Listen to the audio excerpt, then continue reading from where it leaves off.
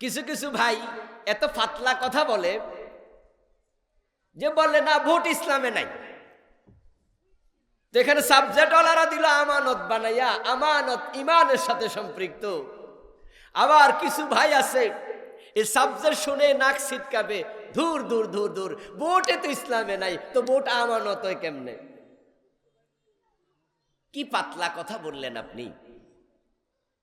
তাহলে মাদ্রাসায় যে আমরা দাওরাতে পড়ি, ফাজেলে পড়ি, কামেলে পড়ি, আচ্ছা হাদিসের সবচেয়ে বড় কিতাবের নাম বুখারী না? সহি কিতাব, বড় মানে সবচেয়ে সহি। আচ্ছা বুখারী শরীফটা রাসূলের জামানায় ছিল তো?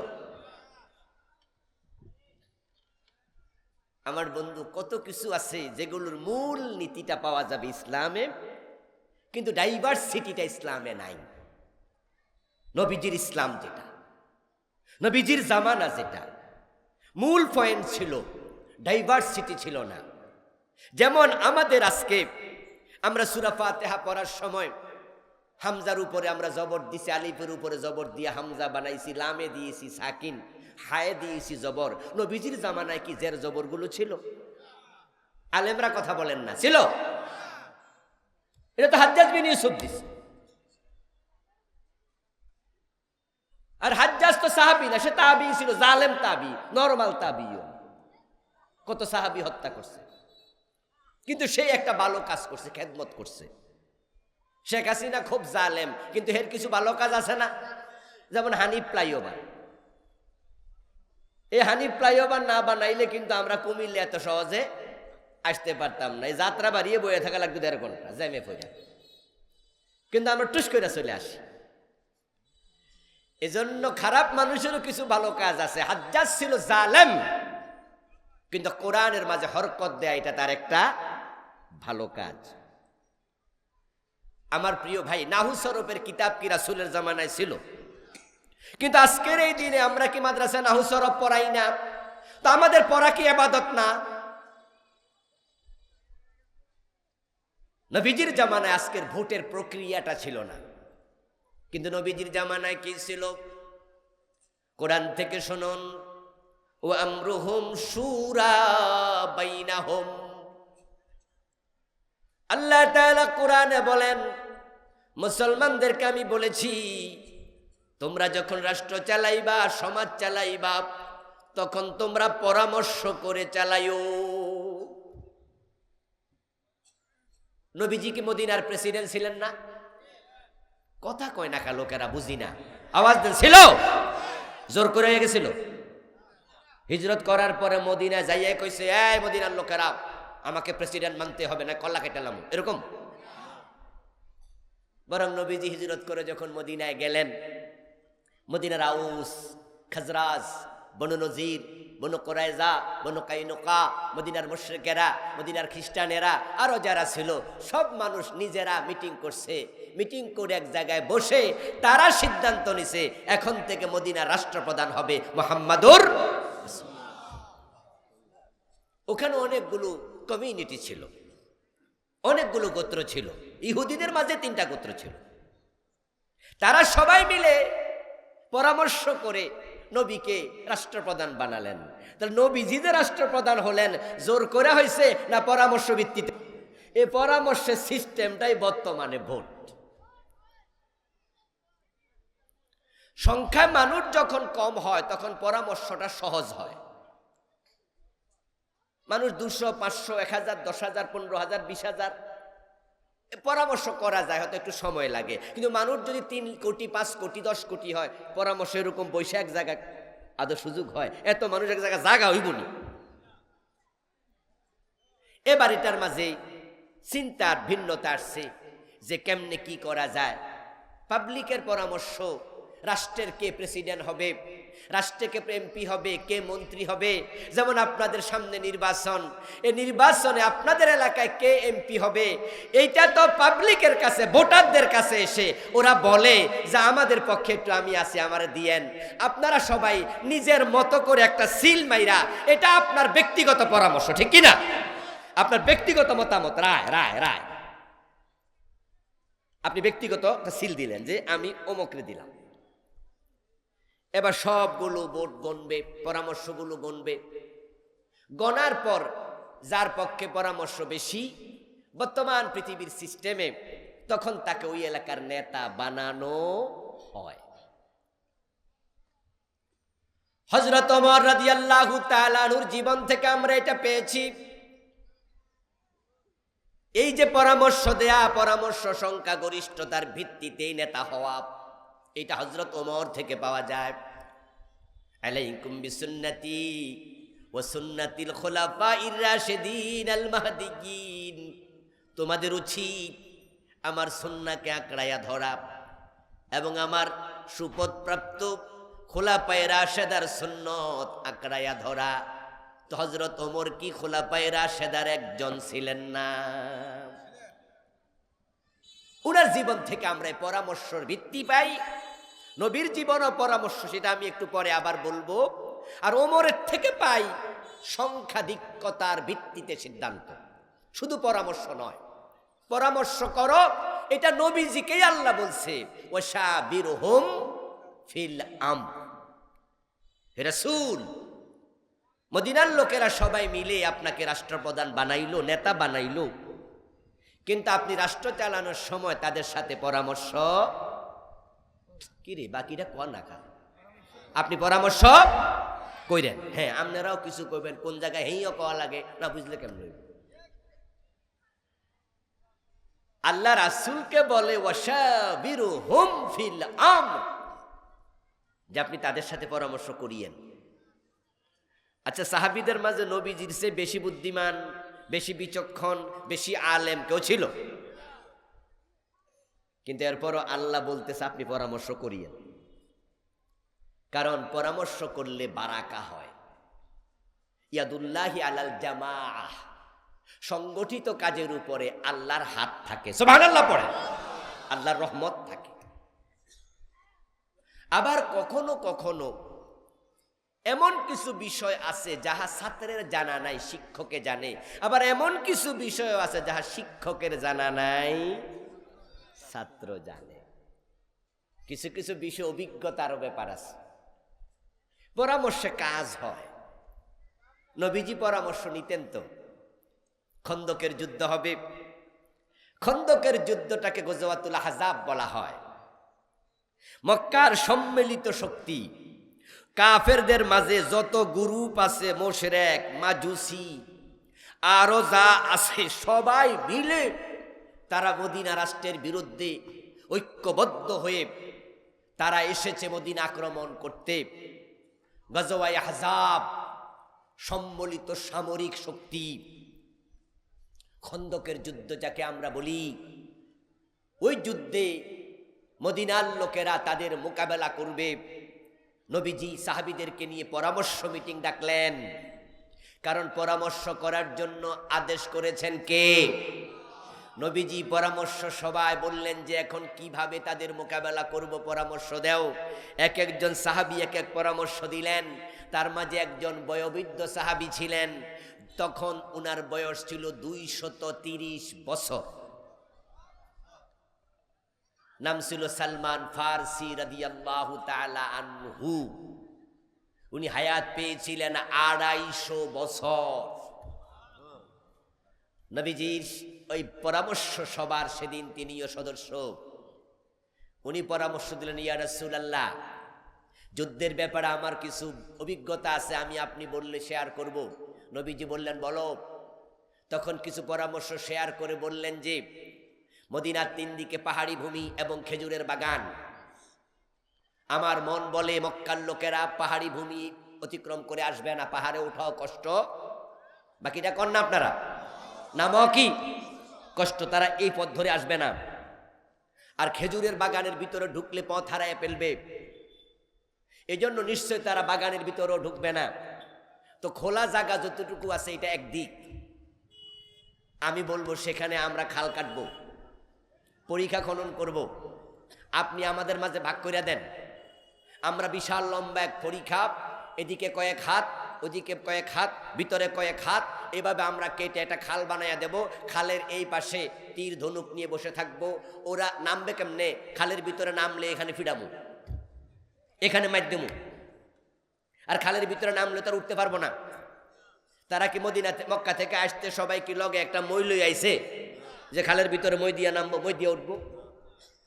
হুজুর, তারা আসবে বহুদূর থেকে, এসে যখন দেখবে যে বিশাল খাল, তখন তারা সবাই কিং কর্তব্য বিমূঢ় হয়ে যাবে, ব্যাককল হয়ে যাব। কয় না, কিছু কিছু কাজ দেখে আমরা কই না যারে কি উঠলি, কি তুই ব্যাককলের মতো করলি।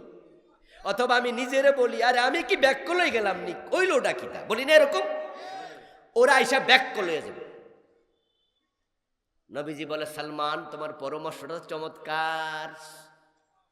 উনার পরামর্শের আলোকে ঠিক সেদিন পরীক্ষা খনন করা হলো, নবীজি নিজেও কিন্তু মাটি কাটছে। সুবহানাল্লাহ পড়েন। ঠিক কাফেররা মক্কা থেকে আসলো, এসে তারা দেখলো বিশাল এক খাল, এখন কি হবে? খাল তো পার হওয়ার কোনো সুযোগ নাই। সাহাবারা এই পাশে তীর ধনুক নিয়ে বসে আছে।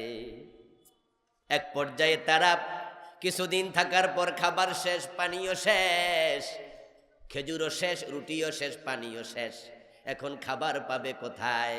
দুর্বল হয়ে গেল, কি করবে বুঝে উঠতে পারছিল না। হঠাৎ করে এমন তুফান আসলো, ঝড় তুফানে তাদের তাঁবুগুলো ভেঙ্গে চুরে খান খান হয়ে গেল।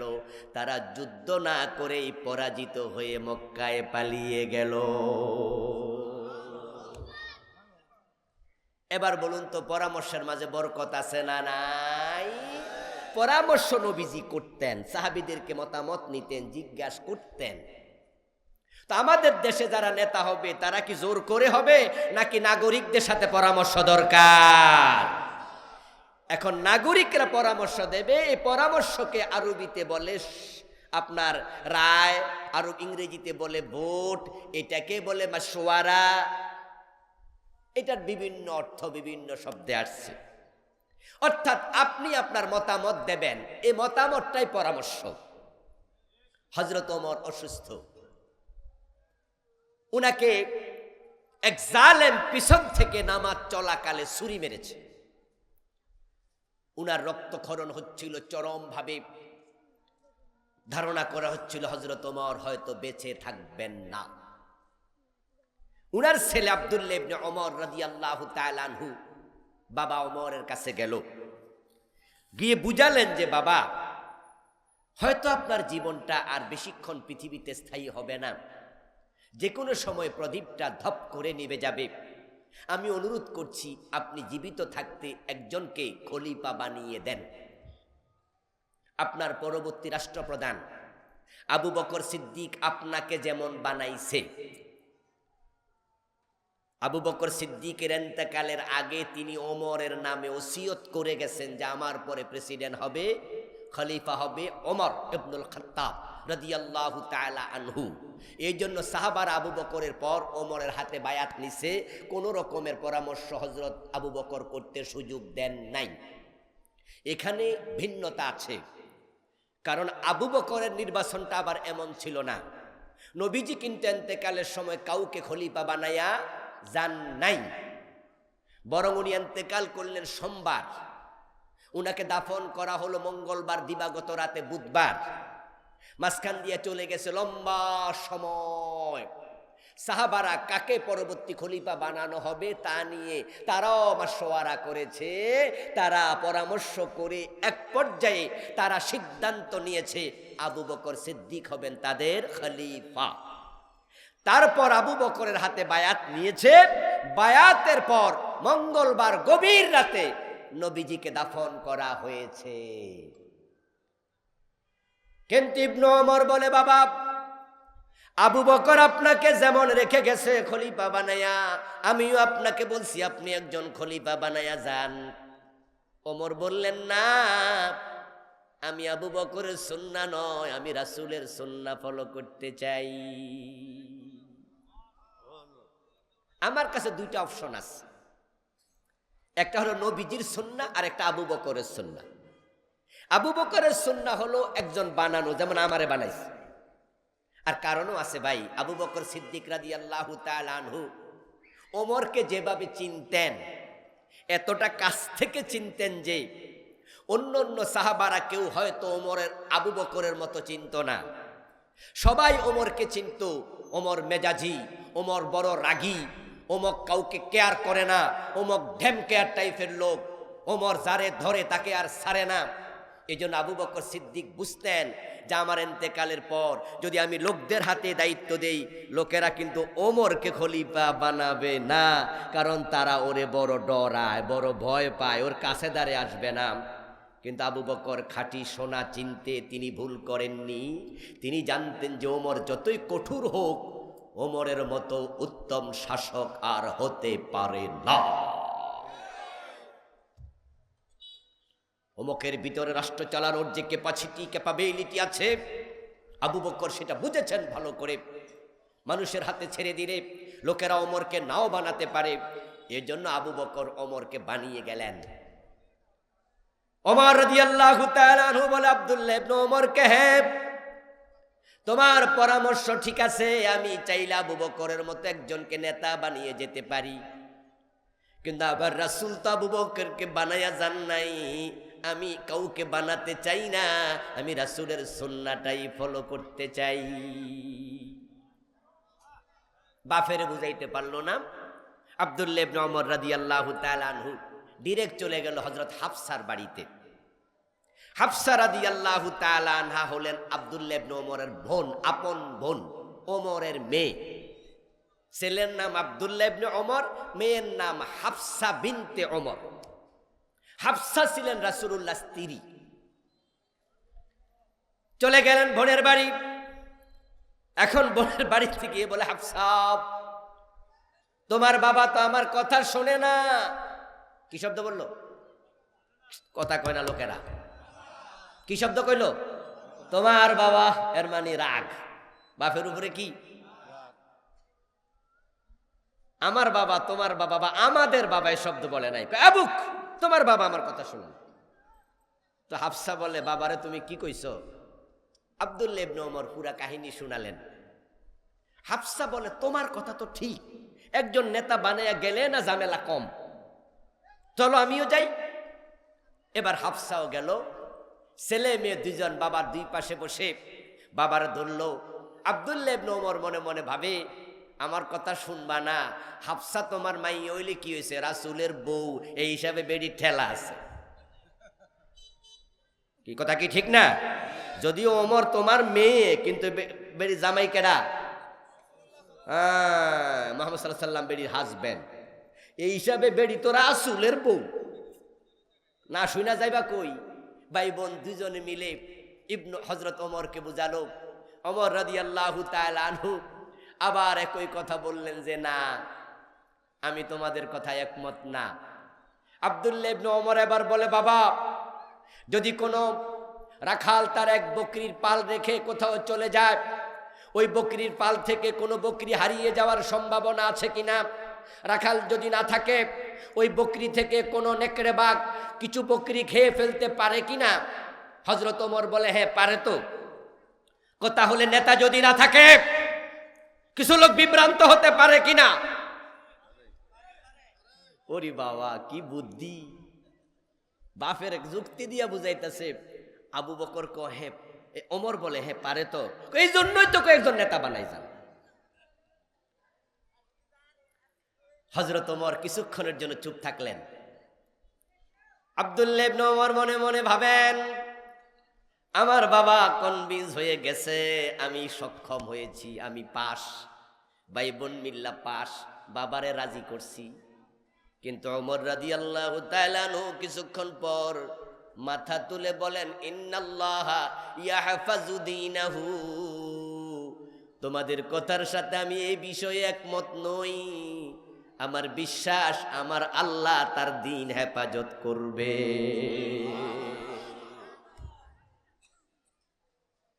রাখাল না থাকলে বকরি হারিয়ে যায়, রাখাল না থাকলে বকরিকে নেকড়ে খায়, এই বিষয়ের সাথে একমত।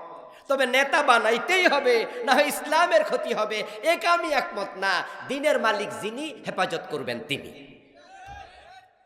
তবে আমি একটি কাজ করে যাব, আমাদের পরামর্শে একটি কাজ করে যাবে, সেটা হলো আমি 6 জনের একটা কমিটি করে যাব। হযরত ওমর 6 জনের তালিকা দিলেন সাহাবীদেরকে ডেকে, এই 6 জন থেকে তোমরা একজনকে খলিফা বানাবে। ওই 6 জনের ব্যাপারে পরামর্শ করবে। পরামর্শ করার পরে 6 জন থেকে একজনকে খলিফা বানাবে, এটাই তোমাদের জন্য কল্যাণকর, তবে আমি একজনকে খলিফা বানালাম না, তোমরা বানাইও। ওমর আরেকটি কথা বললেন, সেখান থেকে পাওয়া যায় অধিকাংশের ভিত্তিতে মতামত গ্রহণযোগ্য হয়। তিনি বললেন, ভোটাভুটি যখন হবে, পরামর্শ যখন হবে, যদি কোনো ব্যক্তির পক্ষে 3 জন হয়, এই যে 6 জনের আমি একটা কমিটি দিলাম, কারো ব্যাপারে 3 জন একমত হলো, তাহলে আব্দুল্লাহ ইবনে ওমর সেও ভোট দেবে। তাহলে সে ভোট দিলে আবার ভোট কয়টা হলো? 4টা। তাহলে 4 জন যাদিকে একমত হবে তাকেই খলিফা বানাবে। তবে আমার ছেলে আব্দুল্লাহ ভোট দিতে পারবে, কিন্তু খলিফা হতে পারবে না।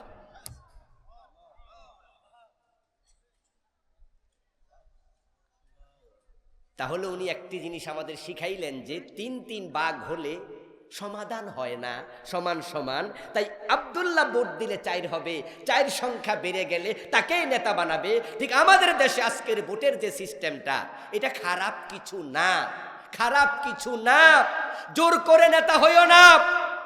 অধিকাংশ মানুষ যাকে চায় সে যদি নেতা হয়, তাহলে অধিকাংশের ভিত্তিতে দেশে কম লোকের নেতা নয়, বেশি লোকের নেতা নেতৃত্ব দিলে দেশ শাসন করা তুলনামূলকভাবে সহজ হয়। এখন ভোটের আধুনিক সিস্টেম, এটা শুরা সিস্টেমের মতো, পরামর্শের মতো। রাসূলুল্লাহ সাল্লাল্লাহু আলাইহি ওয়াসাল্লাম তার সময় ভোটের কোনো প্রয়োজন ছিল না। মদিনায় লোক ছিল কম, অল্প কিছু মানুষ সেখানে একত্র হইয়া আউস খাজরাজ বনু নজির বনু কোরাইজা বৈঠক মিটিং করলেন, উঠান মিটিং করলেন। তারা রাসূলুল্লাহকে বানাইয়া দিলেন। এই যে সিস্টেম চালু হলো, পরামর্শ করে নেতা বানাও। আমার রাসূল এবার মসজিদের নেতা ইমামের ব্যাপারে বললেন, শোনো, যিনি মসজিদে ইমাম হবে, যদি বেশি মুসল্লি তাকে পছন্দ না করে, সে যেন ইমামতি না করে।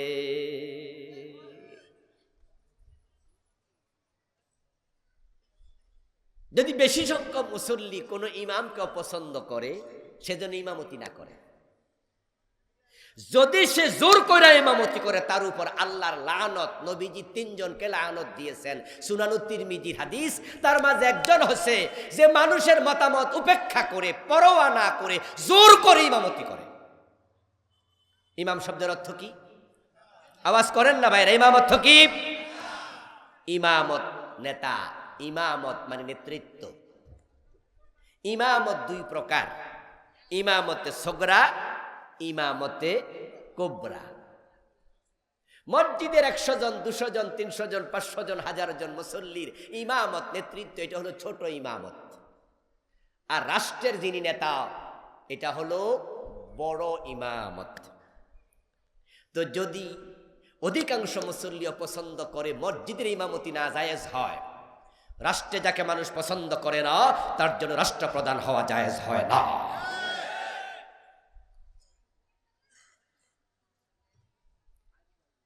নবীজি সাল্লাল্লাহু আলাইহি সাল্লাম শিখিয়েছেন এটা। এজন্যই তো যখন কেউ নেতা হয়ে যায়, কিছু লোক আছে তার বিরুদ্ধে ভোট দিতে পারবে, বিপক্ষে মতামত দিতে পারবে। যেটা হযরত ওমর বলল, 6 জনের কমিটি দিলাম, 3 যদি হয়ে যায়, তাহলে বোঝা গেল 3 জন পক্ষে 3 জন বিপক্ষে থাকার সুযোগ আছে। এটাই তো মতামত দেওয়ার নিয়ম। ইয়াজিদ যখন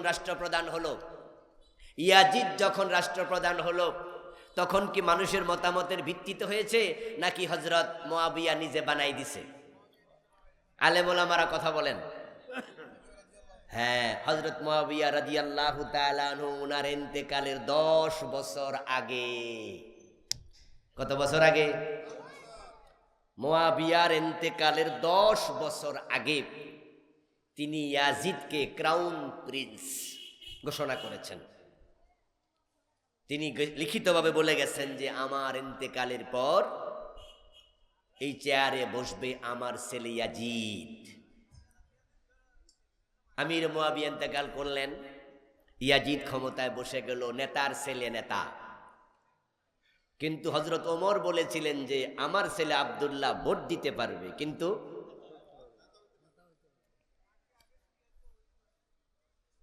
আবু বকরের ছেলে যোগ্য ছিল। আবু বকরের ইন্তেকালের সময় উনি ওনার ছেলেকে নেতা বানাইয়া যান নাই।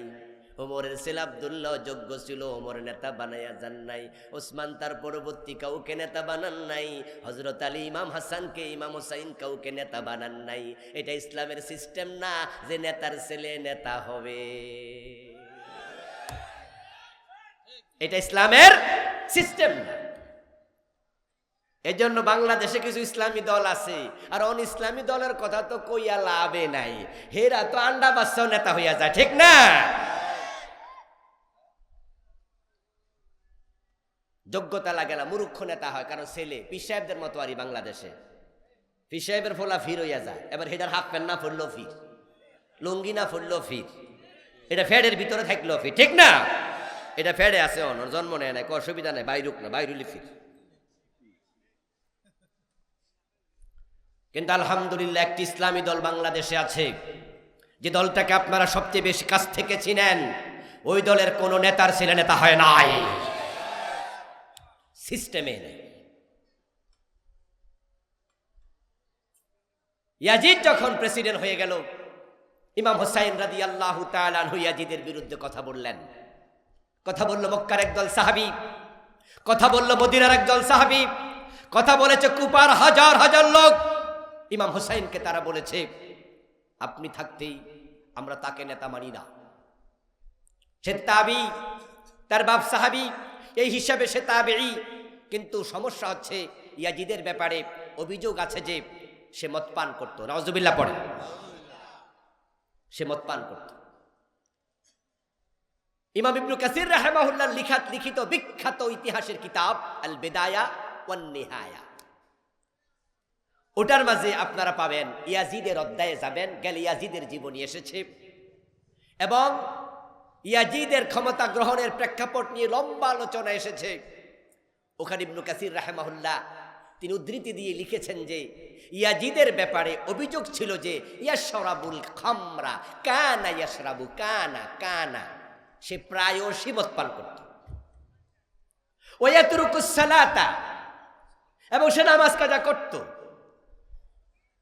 অথচ যে শেয়ারে সে বসেছে, শেয়ার তো মুআবিয়ার শেয়ার, আর মুআবিয়া তো কাতিবুল ওহী, রাসূলের বড় সাহাবী। এ শেয়ার তো আলীর শেয়ার, এর শেয়ার তো ওমরের শেয়ার, এটা ওসমানের শেয়ার, এটা আবু বকরের শেয়ার। এই শেয়ারে বসে 10 বছর নবী মুহাম্মদ রাষ্ট্র চালাইছে। এটা নবী মুহাম্মদুর রাসূলুল্লাহ চেয়ার। ওই চেয়ারে কোনো মদখোর বসতে পারে? আওয়াজ দেন না, বসতে পারে? রাষ্ট্র ক্ষমতা কোনো মদখোর যাইতে পারে? কোনো ঘোষখোর যাইতে পারে? কোনো চাঁদাবাজ যাইতে পারে? কোনো চোর ডাকাত যাইতে পারে? হুসাইনের মতো বাংলাদেশের লোকেরা যদি বুঝতো, তাহলে কোন জালেমরা, চাঁদাবাজেরা বাংলার মসনদে বসতে পারতো না। ইসলাম আর ক্ষমতায় চলে যেত।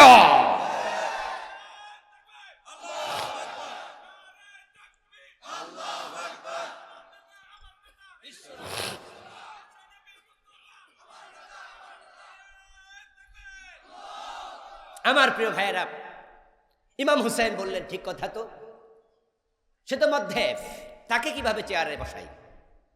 ওকে, তোমাদের সাথে আমি একমত। তোমরা যদি আমাকে খলিফা বানাতে চাও, আমার হাতে বায়াত নিতে পারো, আমার আপত্তি নাই। তখনও শত শত সাহাবী জীবিত। আব্দুল্লাহ ইবনে ওমর জীবিত, আব্দুল্লাহ ইবনে আব্বাস জীবিত, আব্দুল্লাহ ইবনে মাসউদ জীবিত, আব্দুল্লাহ ইবনে আমর ইবনে আস জীবিত, ইমাম হাসান হুসাইন জীবিত, আরো কত সাহাবী জীবিত। এত সাহাবী থাকতে ও বেটা তাবি, সাহাবীকে যে ইমানের সাথে দেখে তাকে কি বলে? তাবি বলে। কিন্তু সে গুনাহগার, মদখোর তাবি। কিন্তু আল্লাহর নবীর সাহাবারা তো জীবিত। এত সিনিয়র সাহাবী থাকতে সে বসবে কেন? আবার যে বেটা মদ খায়, যে বেটা নামাজ কাজা করে। ইমাম হুসাইন সহ একদল সাহাবী বিরোধিতা করলো, যার রেজাল্ট দাঁড়ালো কারবালার ইমাম হুসাইনের শাহাদাত। তাহলে সমাজের যেখানে অসৎ নেতৃত্ব তৈরি হয়, যখন সমাজের কোথাও চাঁদাবাজেরা, ডাকাতরা এই চেয়ারের আসন দখল করতে চায়, ইমাম হুসাইনের মতো তাদের বিরুদ্ধে মাথা তুলে দাঁড়িয়ে যেতে হবে।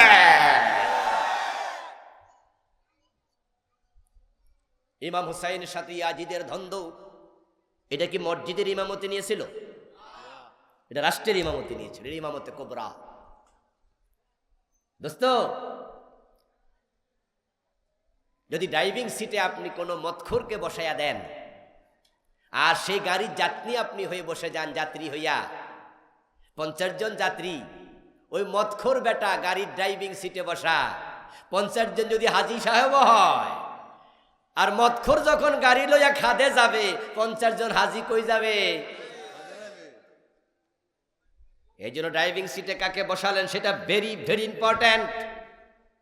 এ মসজিদে মাত্র 300 জনের ইমাম, 400 জনের ইমাম, 500 জনের ইমাম নিয়োগ দেন। ওই 500 জনের ইমাম বানানোর সময় কত ইন্টারভিউ নেন, ঠিক কিনা? ঠিক কিনা?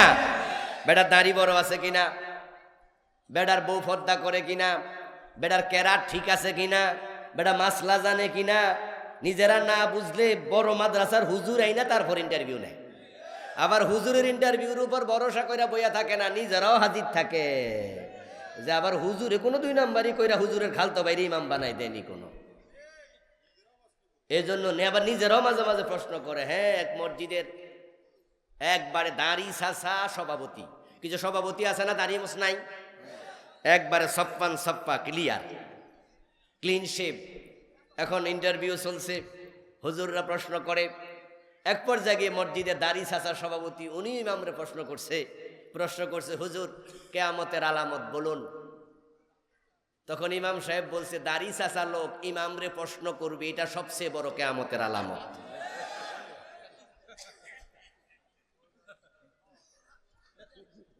আসলে হতো যে ভাইয়া তুমি আইসা আমারে প্রশ্ন করতে। এই 300 জন 500 জন মসজিদের নেতা বানাইতে যদি এত ইন্টারভিউ নেওয়া লাগে, এত দিক খেয়াল করা লাগে, এই দেশের 2.5 লক্ষ 5 লক্ষ লোকে দেবিদ্বারের ইমাম হবে, 14 গ্রামের ইমাম হবে, বরুড়ার ইমাম হবে, নেতা হয়ে সংসদে যাবে, ওর জন্য আরো বেশি পরীক্ষা নিরীক্ষা দরকার আছে না নাই? কিন্তু ভোটাররা পরীক্ষা নেয় না, 100 টাকা দিয়ে ভোট দিয়ে দেয়। হ্যাঁ, 500 দিলে তো আরো খুশি, 1000 দিলে তো কোনো কথাই নাই, চোখ বন্ধ করে দিয়ে। এই সিস্টেম বাংলাদেশে আসেনি। বরং ভোটের আগের দিন রাত অনেক ভোটার আছে, তারা ঘুমায় না, দরজা ফাঁক কইরা অপেক্ষা করে নেতারা কবে আসবে, ঠিক না? যে ঘুমায় না, অপেক্ষায় আছে আইব কবে। টর্চ লাইটের টিপ দেখলে আইছে রে আইছে, জামাইব দুইজনে ফান খায় আর অপেক্ষায় থাকে। আর আসলে জিজ্ঞাসা করে আপনাদের ঘরে কয় ভোট, কয় 5 ভোট। এবার 1000 টাকার নোট যদি দিয়ে দেয় 5টা, তাহলে আর কোনো কথা নাই। এই যে আপনি 1000 টাকা নিজেকে বিক্রি করে দিলেন, রাগ করবেন না, আমার সাথে জবাব দিয়েন তো। এলাকায় যে ছোটখাটো ছাগল আছে, ছাগলের দাম কত? এই 1, 2000, 3000, 5000 ছাগল পাওয়া যায়নি তো? ছাগলের দামও তো 10,000। তা আপনার ভোটের দাম কত? 1000। তা আপনার ভোট মানে আপনি নিজেকে বিক্রি করে দিয়েছেন, তোমার সে ছাগলের দাম বেশি। নিজেকে মানুষ বলতে তোমার লজ্জা হওয়া উচিত।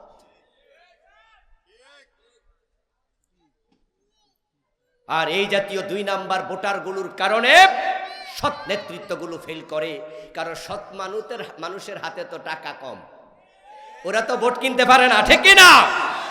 এ আপনাদের মতো ভোটারদের কারণে। আপনারা বলতে মাহফিলের লোকের বুঝাই নাই, বাইরের লোকের কথা কইতাছে, না হয়তো মনে মনে কই হুজুরের মাহফিল আইও তো বিপদে পড়ছি আজকে। আলহামদুলিল্লাহ, লক্ষ টাকা দিয়ে ভোট কেনা যাবে না এমন লোক এখানে আছে না নাই? মুখের উপরে নিক্ষেপ করে দেবো তোমার টাকার বান্ডি। কাকে কিনতে আসছো তুমি? আমার চিন্তার দাম, আমার ব্যক্তিত্বের দাম কি 2 লাখ, 5 লাখ, 10 লাখ টাকা? এখন বাংলাদেশের লোকেরা ভোটের গুরুত্ব বোঝে না, এটা যে আমানত এটা বোঝে না, যাকে তাকে দিয়ে দেয়। ইন্নাল্লাহা ইয়া'মুরুকুম আন তুআদ্দুল আমানাতি ইলা আহলিহা। আল্লাহ আদেশ করেছেন, আমানত যখন থাকবে, এই আমানতের যে মালিক আমি আল্লাহর অর্ডার, এটা তার কাছে পৌঁছিয়ে দিতে হবে।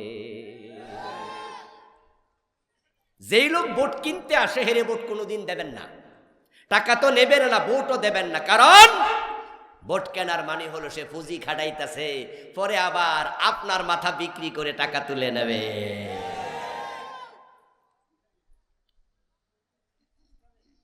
ধনী মানুষদের কাছে কিন্তু ভোট কিনতে যায় না, ওরা বুঝা শুনে যায় যে বিল্ডিং ওয়ালা হেরে 2000 টাকা দিয়ে কিনা যাব না। এজন্য ভোট অধিকাংশ গরিবের কাছে কিনতে যায়। আর গরিব ভাইয়েরা শুনুন, এই বেটা ফাঁস কইরা আপনাদের নামে বরাদ্দের টাকা আপনাদেরকে দেবে না, নিজে মেরে খাবে। কারণ সে বোঝে যে এটা খাওয়া আমার হক, কারণ ভোটের আগে হেরে খাওয়াইছি।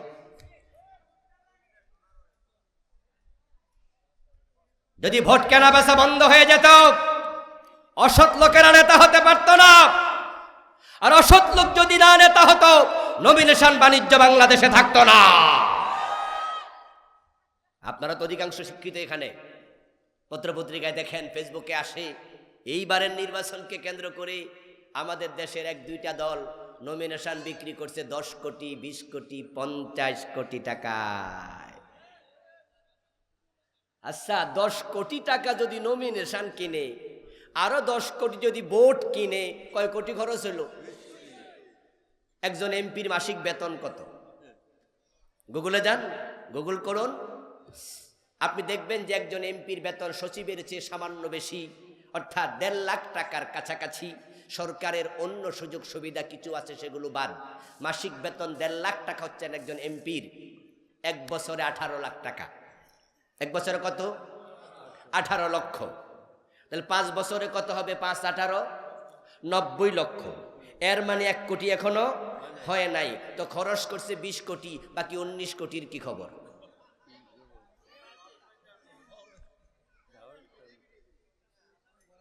আবার আপনারাই বলবেন যে রাস্তা করেন না, ওই রাস্তা করেন না। আবার রাস্তা করার পরে আপনারা অভিযোগ করবেন যে ভাই, রাস্তা করার আগে চামড়া উঠে যায়, এত খারাপ রাস্তা কেন করলেন? সে মনে মনে ভাবে টাকা না খাটাইছি।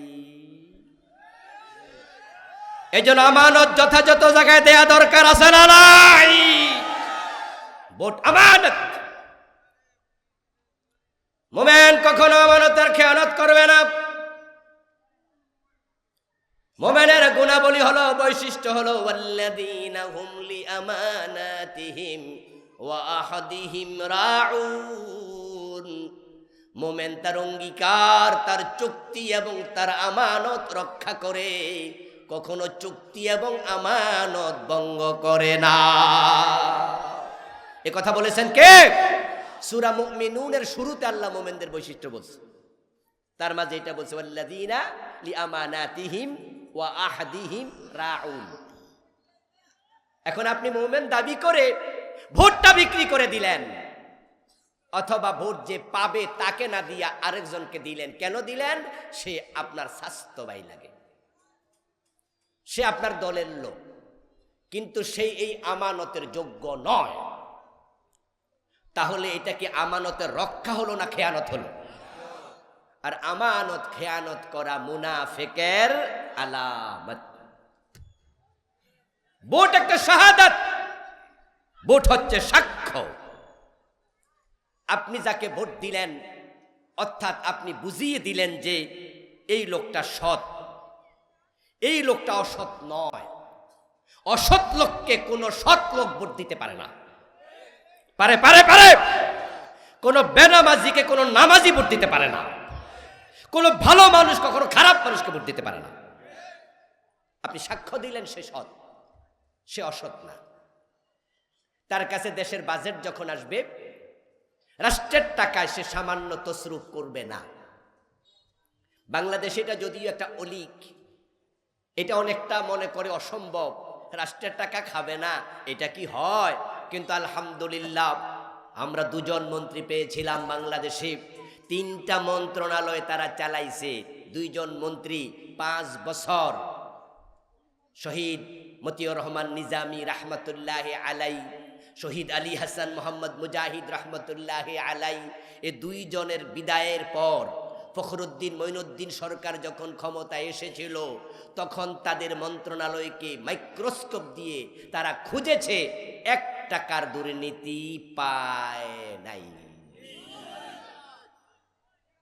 নট এ সিঙ্গেল পেনি, 1 পয়সার দুর্নীতি পায় নাই। অথচ আমাদের দেশে মাত্র একটা শহরের কমিশনার হয়, ওয়ার্ড কমিশনার, তারপরেও কোটিপতি হয়ে যায় এমন ঘটনা আছে। পুলিশের একজন এসআইয়ের চাকরি করে শত কোটি টাকার মালিক হয়ে গেছে। একজন এসপি হারুন, যেটাকে হাউন আঙ্কেল বলা হয়, বাতের হোটেলের মালিক, একজন এসপি মাত্র, তার টাকা আছে কয়েক হাজার কোটি, আর 2 মন্ত্রণালয় চালাইয়া 1 টাকা দুর্নীতি করে নাই। কারণ তারা সৎ মানুষ। সৎ মানুষ যদি নেতা হয়, সোনার বাংলা হবে, বেশি দিন লাগবে না। কিন্তু পরিতাপ, আমরা এখানে ফেল মারছি। 54টা বছর চলে গেল, আমরা সৎ নেতাই পাই না। অথচ আমাদের বাংলাদেশ সত্যি এটা সোনার বাংলা। বঙ্গবন্ধু দেখেছিলেন স্বপ্ন, এটাকে সোনার বাংলা বানাবেন। তাই জীবনের ঝুঁকি নিয়ে তিনি 7ই মার্চের ঐতিহাসিক ভাষণে এবারের সংগ্রাম, স্বাধীনতার সংগ্রাম ঘোষণা দিয়েছিলেন। শহীদ প্রেসিডেন্ট জিয়াউর রহমানও স্বপ্ন দেখেছিলেন সোনার বাংলা হবে।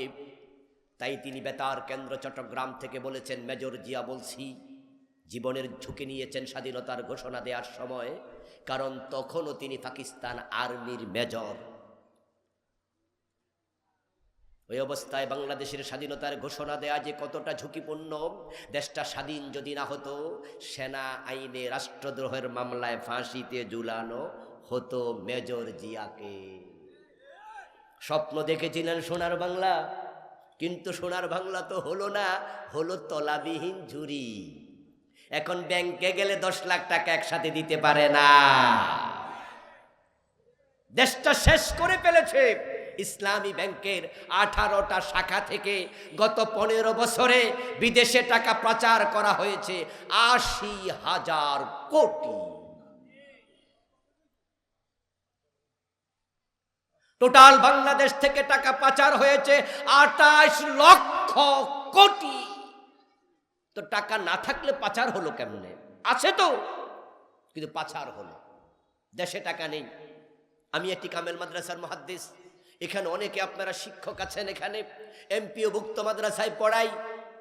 আগে এমপিও ভুক্ত টিচাররা এই 3, 4, 5 বছর আগে যখন তারা অবসরে যেতেন, তখন তারা অবসর ভাতা পেতেন। একটু সময় লাগতো, 2 বছর 3 বছর পরে দিতে পারত। কিন্তু আজকে কয়েক মাস 1 টাকাও দিচ্ছে না। কয়েকজন আমার কাছে ব্যথা নিয়ে বলেছে, কাগজ জমা দিয়েছি, বলেছে যে আপনার 3 বছর 2 বছর আগে যেগুলো, এইগুলোই তো লাইনে আছে, আমনে কেডা? কারণ টাকা নাই, পান খালি। টাকা কোথায় গেল? কোথায় টাকা গেল? এমন একটি দেশ আল্লাহ আমাদের দিয়েছে, দেশটা সত্যি সোনার বাংলা। আমি জানি না কোন কবি লিখেছেন, এমন দেশটি কোথাও খুঁজে পাবে না কো তুমি, সকল দেশের রানী সে যে আমার জন্মভূমি।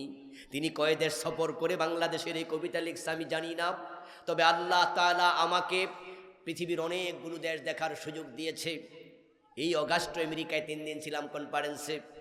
এই গত 2 মাস আগে জাপানে ছিলাম 2 দিন, সেপ্টেম্বরের 29-30 তারিখ। আল্লাহ তাআলা আমাকে কাতার, আপনার সৌদি আরব, দুবাই সহ ইউরোপের কিছু দেশ আমি দেখে বুঝেছিলাম সত্যি আমার দেশের মাটি সোনার চেয়ে খাঁটি। এদেশের মাটির উর্বরতা আনফেরালান। সৌদি আরবে যাবেন, একটি গাছ আছে, তাকাবেন রাস্তার পাশে, ভালো করে নজর দিলে দেখবেন গাছতলাতে পাইপ লাইন আছে। সকালেও পানি দিতে হয়, বিকালে আরেকবার, না হয় গাছ বাঁচবে না, ফল দূরের কথা। আপনি তুরস্কে যাবেন, তার কি তো আমি গিয়েছি। তুরস্কে 3 থেকে 5 মাস থাকে বরফ, শীতকালে গাছের পাতা পর্যন্ত থাকে না। আমেরিকায় বরফ থাকে অনেকগুলো অঙ্গরাজ্যে 3 মাস 4 মাস, গাড়ি ঘোড়া পর্যন্ত বরফের নিচে চলে যায়। 3 থেকে 4 মাস কোনো ফসল উৎপাদন হয় না। এরপরও খাবারের অভাব নাই, তারা ধনী। কাতার, দুবাই মরুভূমির দেশ, গাছ হয় না, তারা ধনী। আর আমার সোনার বাংলার মাটি দেখো, একটা আম খেয়ে তার বিচিটা ফেলে দাও, 4 মাস 6 মাস পরে দেখবেন নিজে নিজে বিচি থেকে গাছ হয়, 1 বছর পরে নিজে নিজে আম ধরে, 1 টাকাও খরচ হয় না। তারপরেও আমরা গরিব, 12 মাস ফসল হয়, 12 মাস ফল ধরে। আমরা কেন গরিব থাকবো? একটাই মাত্র কারণ, নেতাগুলো চোর এবং ডাকাত। অধিকাংশ নেতা চোর, অধিকাংশ নেতা ডাকাত। ওরা ভোটের সময় টাকা খরচ করে, এটাই তার প্রমাণ, এটাই তার প্রমাণ। যদি আমরা সৎ নেতা পেতাম, ভোটটা সৎ ব্যক্তিকে দিতাম, যোগ্য ব্যক্তিকে দিতাম। হযরত ওমর যখন প্রেসিডেন্ট, তাও বাংলাদেশের মতো ছোট দেশের না, বড় দেশ, অর্ধ পৃথিবী করেছো শাসন, ধুলার তখ্তে বসে, খেজুর পাতার প্রাসাদ তোমার বারে বারে গেছে খসে। আজকের ইটালি, তৎকালীন রোম সাম্রাজ্য ওমরের সময় বিজয়ী হয়েছে, ওই রোম ছিল ইসলামী রাষ্ট্রের অংশ। আজকের ইরান, তৎকালীন পারস্য, ইসলামী রাষ্ট্রের অংশ ছিল। হযরত ওমরের রাষ্ট্রের সীমানা ছিল 50 লক্ষ বর্গ মাইল। বাংলাদেশ মাত্র 56,000 বর্গ মাইল। ওমর ইসলামী রাষ্ট্র ছিল প্রায় 100টা বাংলাদেশের সমান। এত বড় ইসলামী রাষ্ট্রের নেতা জুমার দিন খুতবা দিচ্ছে, এক সাহাবী খুতবার মাঝখানে দাঁড়িয়ে গেলেন, দাঁড়িয়ে বলছে, ওমর আগে প্রশ্নের জবাব দেন, তারপরে খুতবা শুনবো। আমরা কাপড় পেয়েছি 1 টুকরো, যে টুকরো দিয়ে আমরা কেউ জামা বানিয়েছি, কেউ আমরা ইজার বানিয়েছি, কিন্তু আপনার গায়ে সেই কাপড়টাই দেখা যাচ্ছে 2 টুকরো, 1 টুকরো জামা আর 1 টুকরো ইজার। আগে প্রশ্নের জবাব দেন, আপনি 2 টুকরো নিলেন কেন?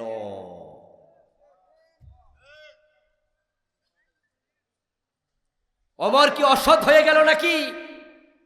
ওমর কি রাষ্ট্রের মাল তসরুফ করে নিজে ভোগ করে নাকি?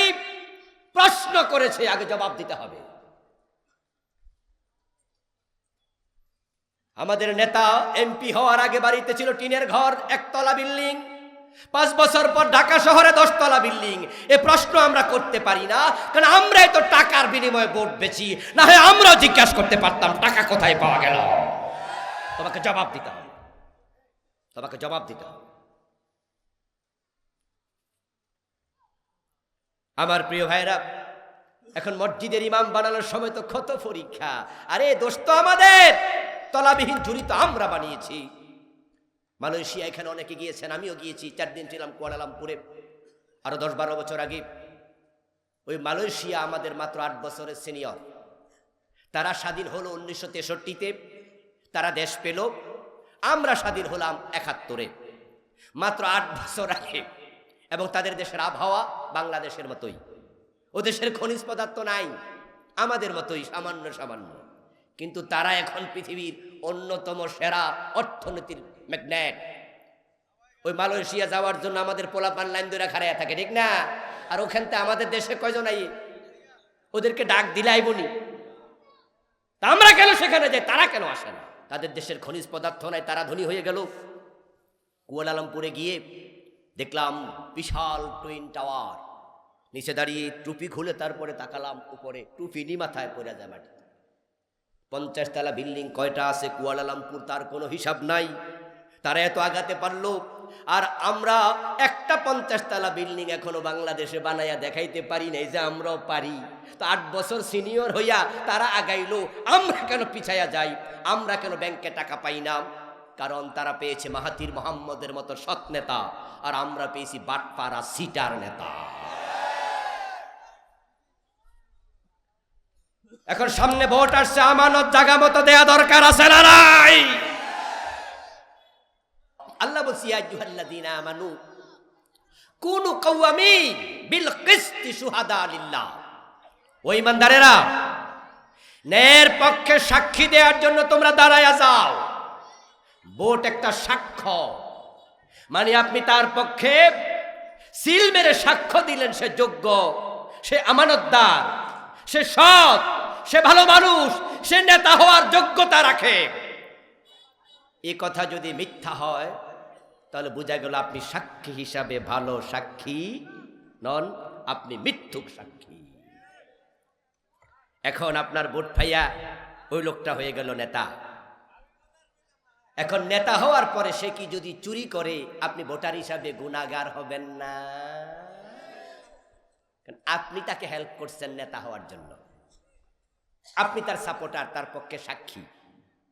এজন্য হাসরের ময়দানে আল্লাহ তাআলা প্রত্যেক ব্যক্তিকে তার নেতার সাথে হাসরে তুলবেন। ইয়াউমা নাদউ কুল্লা উনাসিম বিইমামিহিম। ইমাম মানে কি? কথা বলেন, কথা বলেন। আল্লাহ বলতেছে ইয়াউমা, সেদিন, নাদউ, আমি ডাকবো, কুল্লা উনাসিন, প্রত্যেকটি মানুষকে, বিইমামিহিম, তার নেতার সাথে।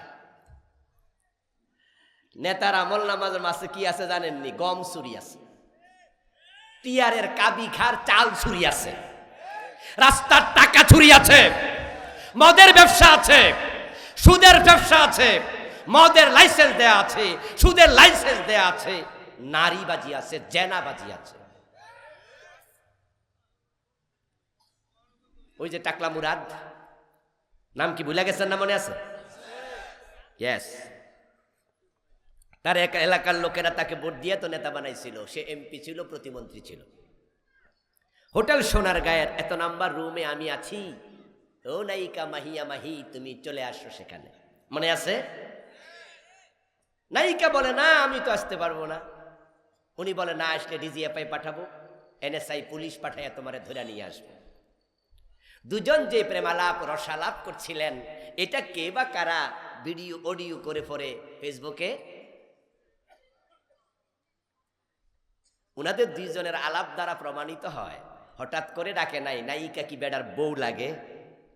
তো হোটেল সোনারগাঁয়ে বেড়া আরেক বেড়ার বউরে ডাকে কেন? এর মানে জেনাখোর। এবার আওয়াজ দিয়ে বলুন তো, ওই হোটেল সোনারগাঁয়ে মদের বার আছে না নাই? এ নেতারা মদখোর। হাসরের ময়দানে এই নেতার সাথে যদি আপনার হাসর হয়, বলেন তো উপায়টা কি? আল্লাহ কিন্তু সেটাই ডাকবেন। এরপরে এবার কত ভালো মানুষ তার আমল নামার দিকে তাকায়া দেখবে, তার আমল নামায় চুরির অপরাধ, জেনার অপরাধ, মদের অপরাধ, ডাকাতির অপরাধ, ঘুষের অপরাধ, সুদের অপরাধ। অথচ লোকটা কোনোদিন 1 টাকা সুদ খায় নাই, কোনোদিন মদের বোতল হাতে নেয় নাই, কোনোদিন সিনেমা হল বানায় নাই। অথচ আমল নামায় সিনেমা হল বানানোর গুনাহ। আল্লাহকে বলবে, আল্লাহ এই আমল নামা তো আমার না। আল্লাহ বলবে তোমারই। তাহলে গুনাহগুলো আসলো কোত্থেকে? আমি তো কোনোদিন মদের বোতল হাতে নেই নাই। আল্লাহ বলবে যারে ভোট দিছ, তোমার ভোটে নেতা হইয়া এই আকামগুলো সে করছে। قال النبي صلى الله عليه وسلم الدال على الخير كفاعله ওয়াদাল্লু আলা শাররি কাফাইলিহি। আমার রাসূল সাল্লাল্লাহু আলাইহি ওয়াসাল্লাম বলেন, ভালো কাজে পথ দেখাইলে ওই পরিমাণ সওয়াব হয় ভালো কাজ করে যে সওয়াব পাওয়া গেছে।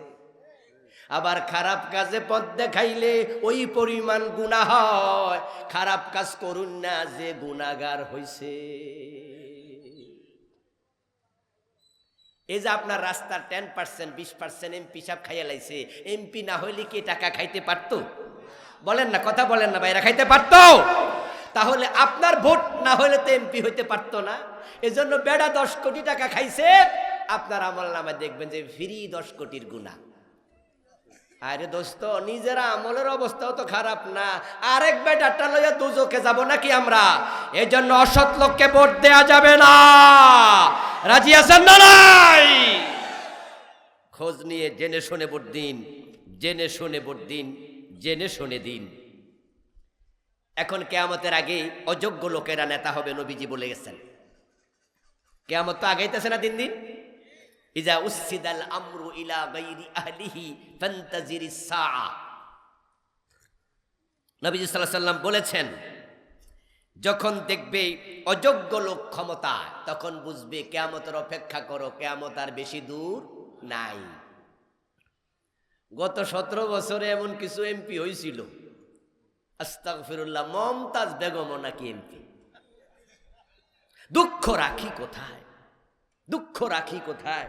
যে বেডি 5 পাস না, সে এত নিচু লেভেলের গায়িকা যে আমি মানিকগঞ্জে অনেক প্রোগ্রাম করেছি, সারা বাংলাদেশে তো যাই। সাভারে আমি ছিলাম 14 বছর একটা মসজিদের খতিব, মানিকগঞ্জের পাশে সেটা, সাভারের পরে মানিকগঞ্জ।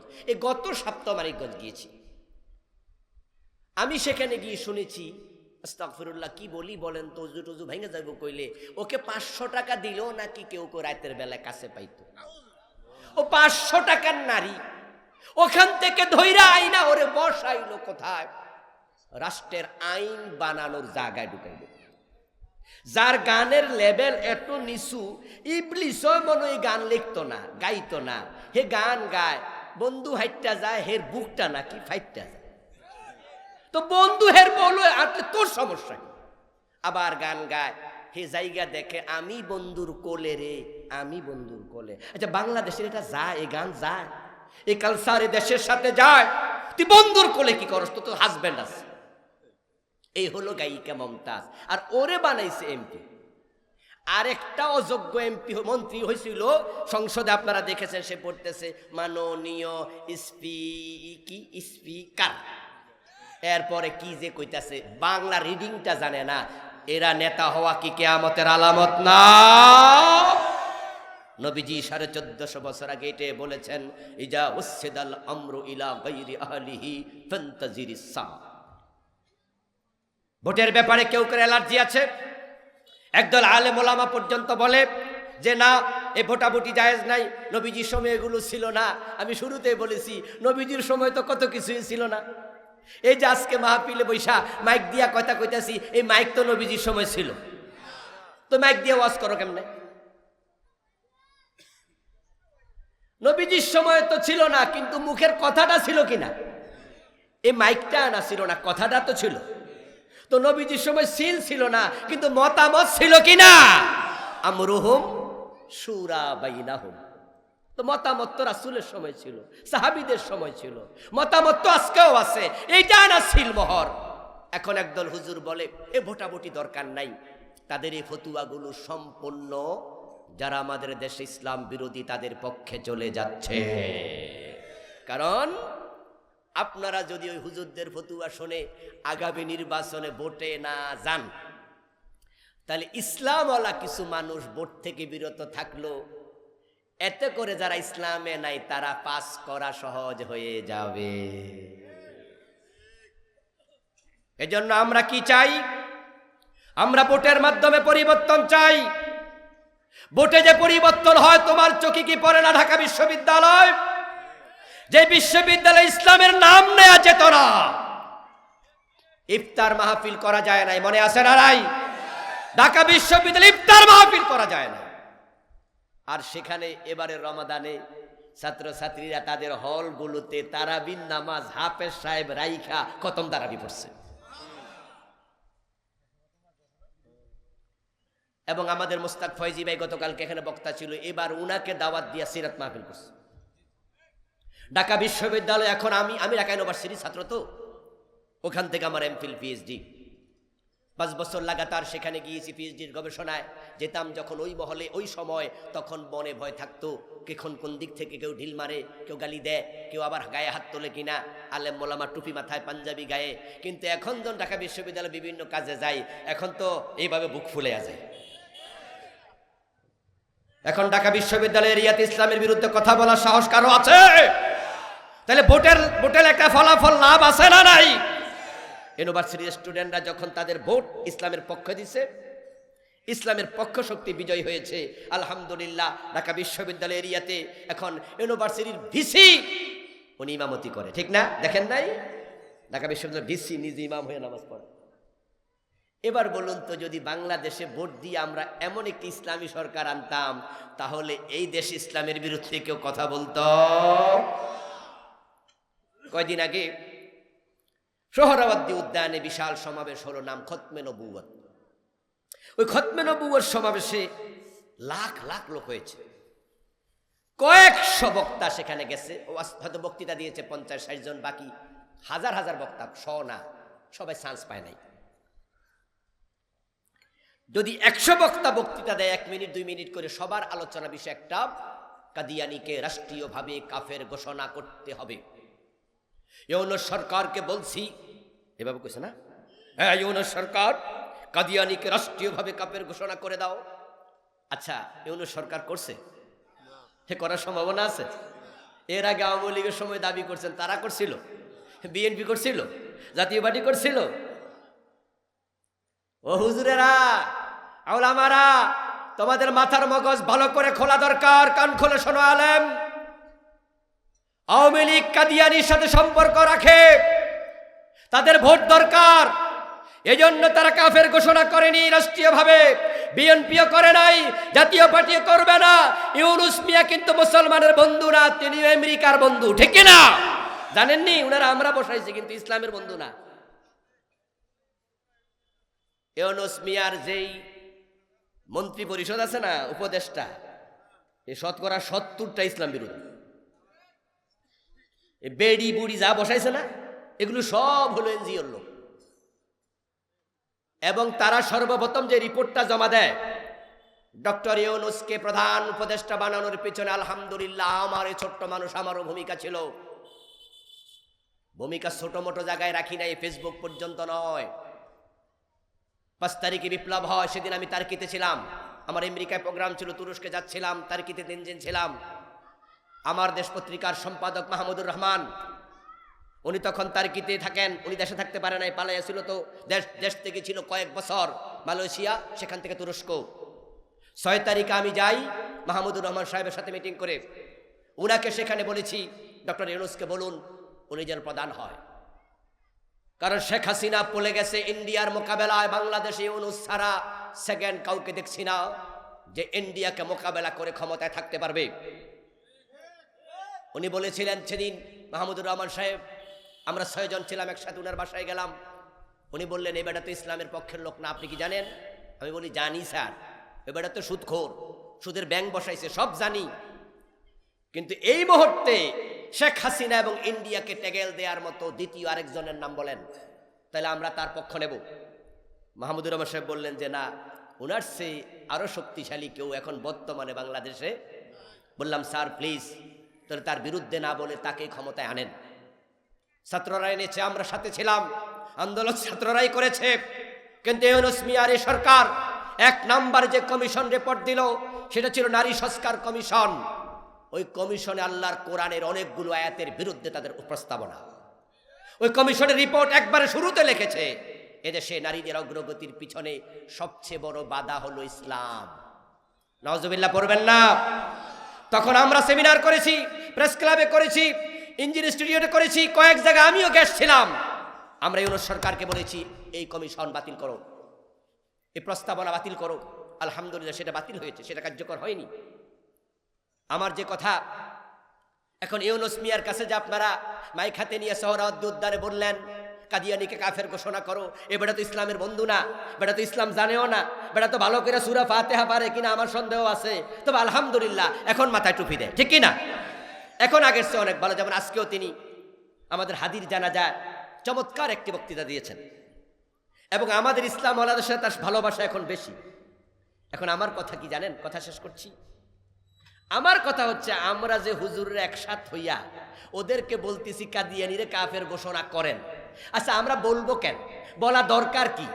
যেই কলম দিয়া কাফের ঘোষণা হবে ওই কলমটার মালিক আমরা হয়ে যাই। যদি কলমটার মালিক আমরা হয়ে যাই, ক্ষমতা ইসলাম যায়, আমরাই তো কাফের ঘোষণা করে দেব।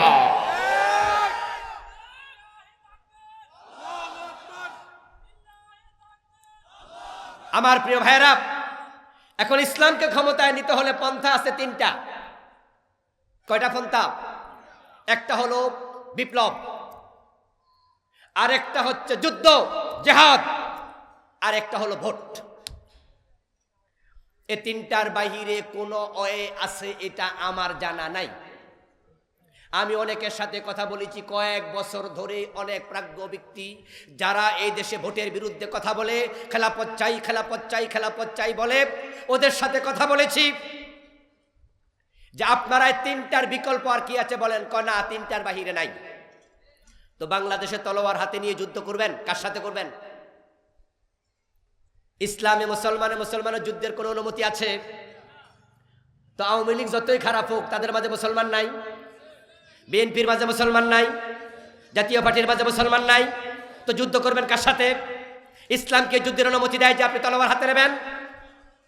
বলে না। তো তাহলে আপাতত বাংলাদেশে যুদ্ধ নিয়ে হবে না খেলাপথ, তাহলে হবে বিপ্লব।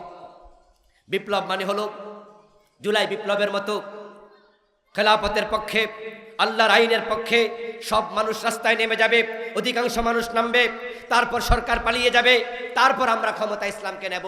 এই হলো একটা বাংলাদেশে যারা আজকে খেলাপথের পক্ষে, ইসলামের পক্ষে আমরা আছি, এত লোককে ইসলামের পক্ষে রাস্তায় নামার পরিবেশ হয়েছে।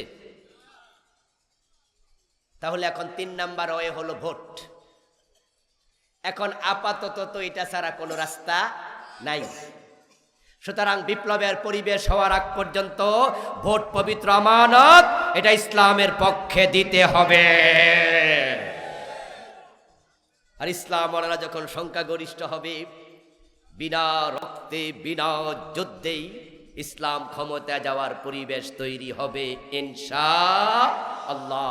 সুতরাং আগামীর নির্বাচনে অসৎ লোকের পক্ষে থাকা যাবে না, আগামীর নির্বাচনে চাঁদাবাজদের পক্ষ নেওয়া যাবে না, আগামীর নির্বাচনে চোর ডাকাতদের পক্ষ নেওয়া যাবে না। ভালো মানুষের পক্ষে থাকতে রাজি আছেন না নাই?